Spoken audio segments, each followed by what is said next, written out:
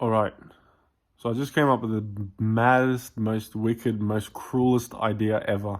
And you must not do this whatsoever. Like, I was literally in bed and I came up with this idea.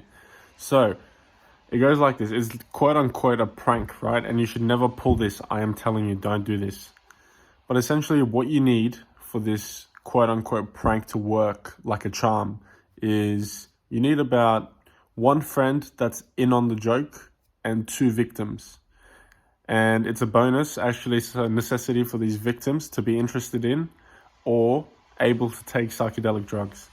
So what you do, you organize like a trip for them. So you organize your two victims, and they would have to be doing this intentionally, right? But they don't know what the prank is, and neither do you yet.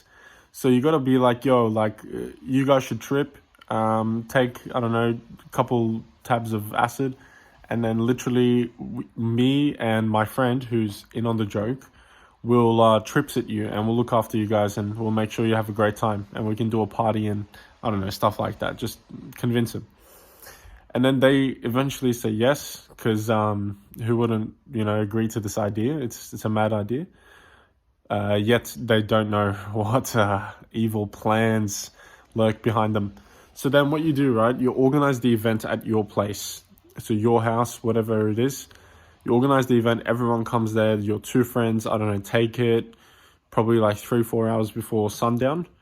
By the time they start tripping and they're peaking, essentially, it's nighttime. And so you guys are having a blast, having a good time and stuff like that. And you and your friend who's in on the joke, right? This is what you organize. So you could take this to the next level. And what you could do, you Bluetooth onto a speaker, right, from a distance. And you guys have to act in on this, right? So you Bluetooth onto a speaker, you leave the speaker in another room, and you guys, let's say, hang out in the lounge room, right? Leave the speaker in another room. And somewhere throughout the trip, without letting your victims know, you start playing like eerie sounds and stuff like that, but only like minimal. So you can barely hear it. If everyone was quiet and you listen to it, you could hear it in the background kind of thing. So you keep it very down and you just play it in the background, eerie, just weird, scary sounds. And then, maybe 20 minutes, 10 minutes passes, and then you light up another signal and you and your friend or you signal your friend who's in on the joke by saying like, yo guys, like, what's that in the background? Do you guys hear that? And then everyone silences and you guys go, oh yeah, shit, what is that noise? And then out of nowhere, I don't know how you're going to stage this, but you want to make sure like the lights cut out or somewhere throughout, just get them distracted, get your victims distracted. By this time, they'll be tripping balls. So get them distracted and then turn off the lights and just pretend like some like crazy paranormal ghost spiritual possession shit is happening.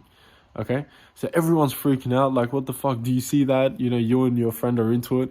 You start screaming while your two victims who are tripping and have no conception of reality are fully believing into your frame and buying into your frame that there's a ghost in the house. And you can take this a step further, which was intended in the original plan, by both of you or one of you pretend to get possessed.